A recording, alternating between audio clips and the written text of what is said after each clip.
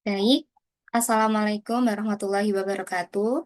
Selamat pagi, selamat siang, selamat sore, dan selamat malam bagi teman-teman yang menonton video kami. Kami dari kelompok 2 akan mempresentasikan hasil belajar kami pada mata kuliah biokimia yang akan membahas mengenai biosintesis fosfolipid. Untuk sebelumnya, perkenalkan anggota kelompok 2 yang pertama ada Sofiatur dengan akhiran NIM 03, Devina Nur dengan akhiran NIM 08, Arinda Vira dengan akhiran NIM 015, Adam Ilham dengan akhiran NIM 016, Rosita Aprilia dengan akhiran NIM 017, Najwa dengan akhiran NIM 018, Intan Lovania dengan akhiran NIM 027, Farah Diva Nabila dengan akhiran NIM 030, Dini Sadia dengan akhiran NIM 033, dan saya Laila Rizky dengan akhiran NIM 035. Untuk yang pertama akan dijelaskan oleh teman saya Intan. Dipersilakan. Baik, terima kasih Laila. Untuk pengertian dari fosfolipid sendiri adalah turunan senyawa lipid yang membuat gugus ester fosfat.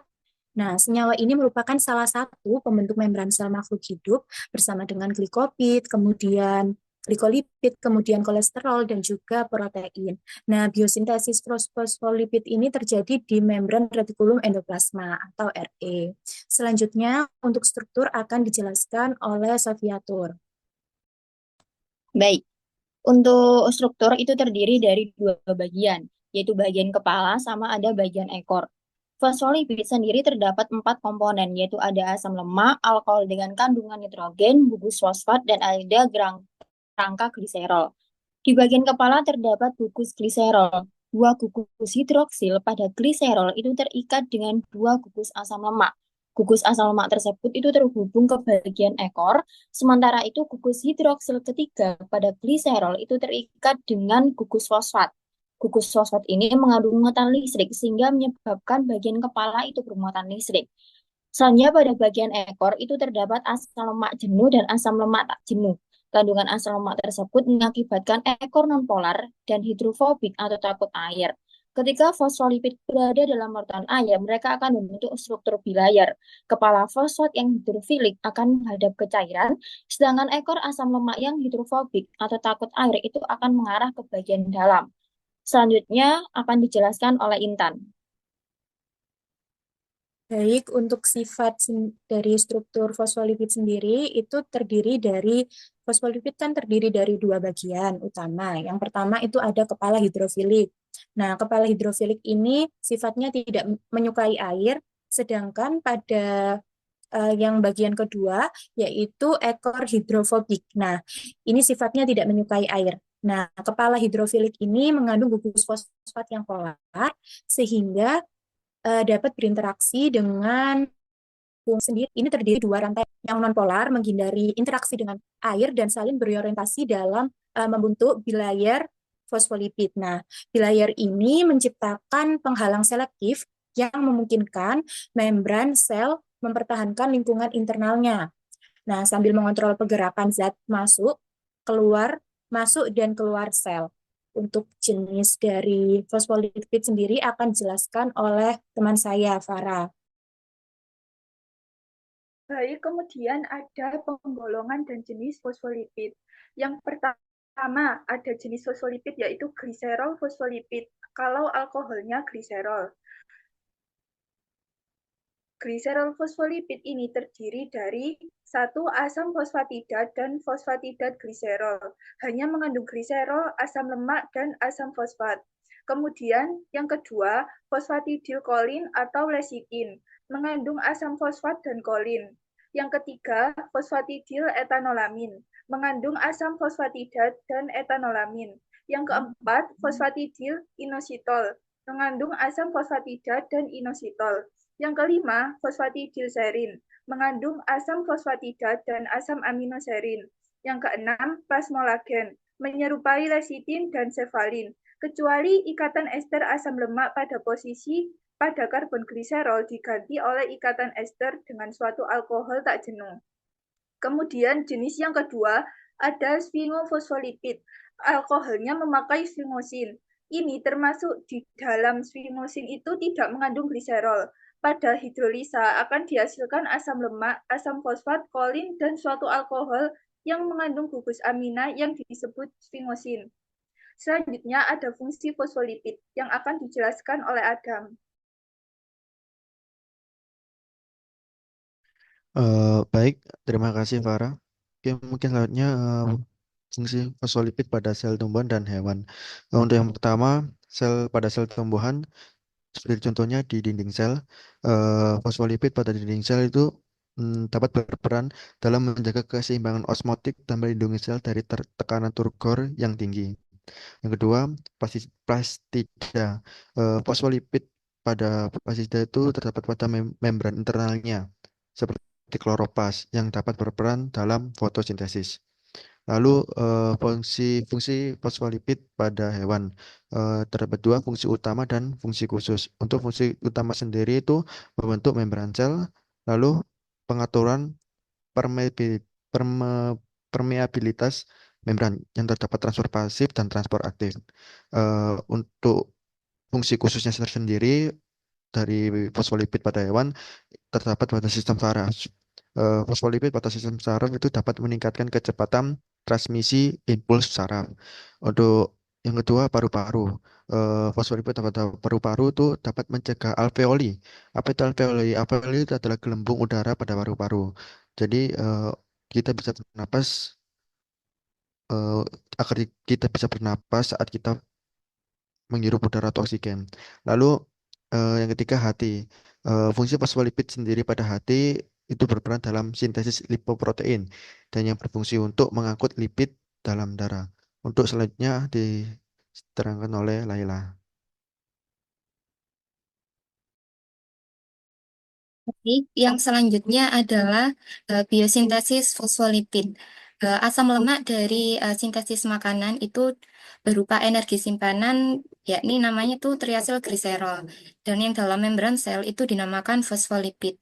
Jadi biosintesis fosfolipid yaitu pembentukan asam fosfatidat melalui reaksi esterifikasi dari asam lemak dan gliserol 3-fosfat dengan bantuan eh, proses asil-CoA. Kemudian untuk membentuk 1,2 sil gliserol itu melalui dua tahap. Yang pertama itu dengan melakukan pengikatan gugus kepala di C3 dan juga di kepala OH. Jadi gugus kepala fosfat baru itu dibentuk dengan cara kondensasi asam fosforik dengan melakukan eliminasi 2H2O. Selanjutnya itu akan terbentuk gliserol fosfolipid. Selanjutnya di strategi ketiga itu atau cara kedua maksud saya itu ada diasil gliserol itu diaktifasi secara langsung dengan pengikatan CDP atau citidin difosfat dengan penambahan gugus hidroksil. Dan alkohol bebas itu mengikat secara langsung CDP yang berikatan dengan nukleofilik.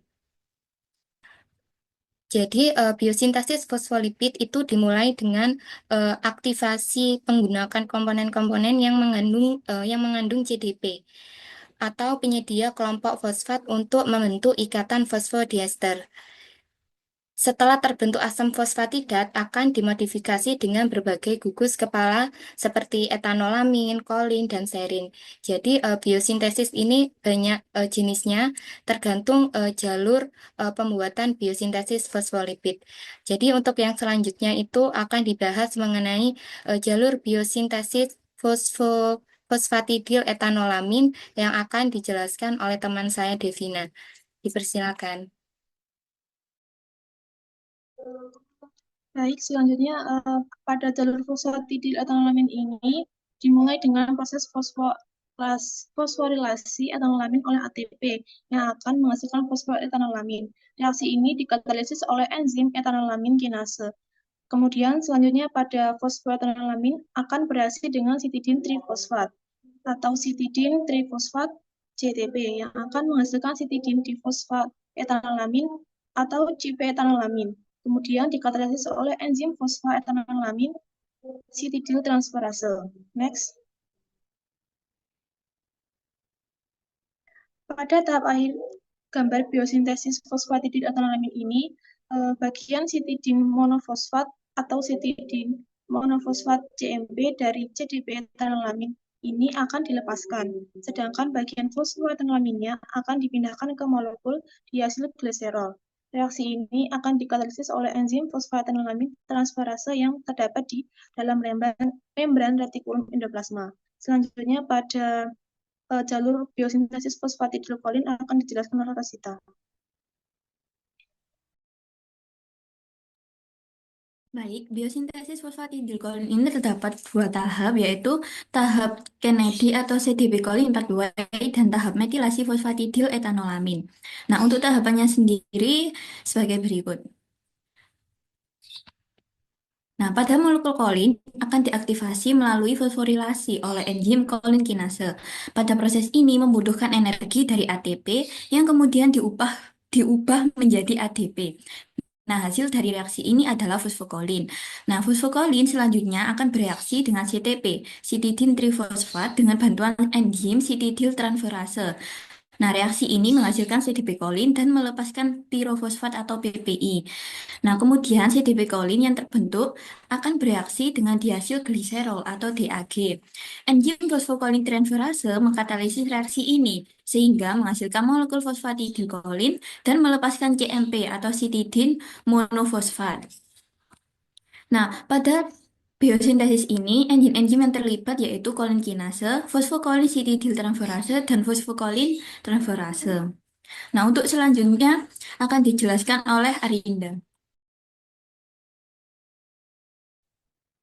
Baik, selanjutnya dalam jalur biosintesis fosfatidilserin, dalam jaringan hewan, fosfatidilserin terbentuk dari reaksi antara fosfatidietanolamin dengan serin. Dengan tahapannya yaitu fosfatidietanolamin plus serin menghasilkan fosfatidilserin plus etanolamin.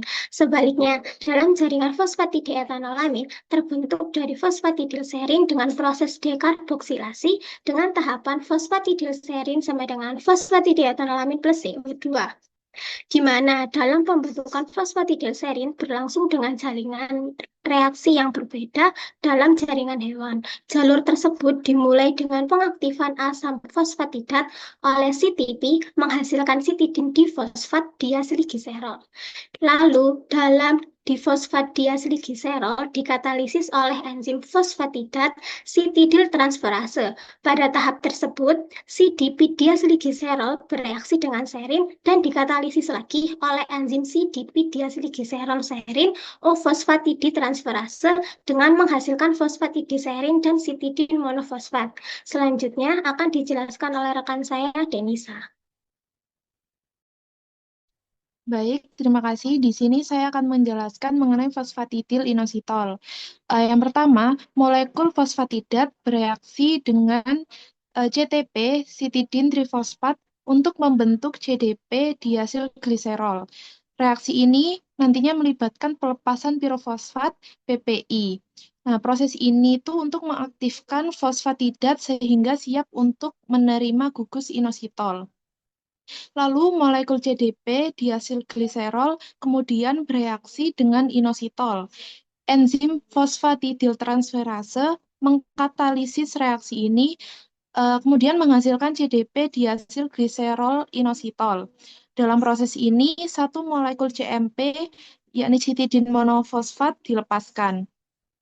Lalu, molekul CDP diasilgliserol inositol mengalami reaksi hidrolisis yang akan melepaskan CMP dan menghasilkan molekul fosfatidil inositol.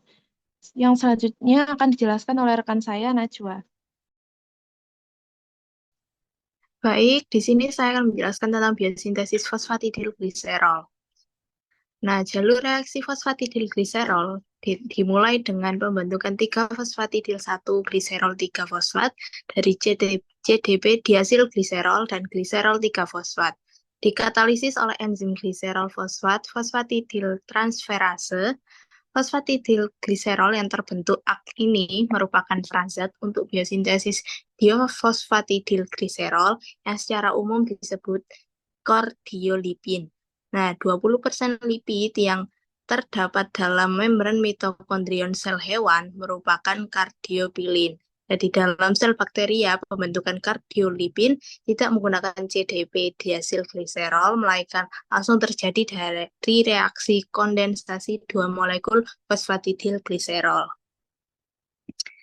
Nah, sekian penjelasan kami tentang materi ini. Mohon maaf bila ada salah-salah kata atau penyampaian materi. Terima kasih sudah menonton. Wassalamualaikum warahmatullahi wabarakatuh.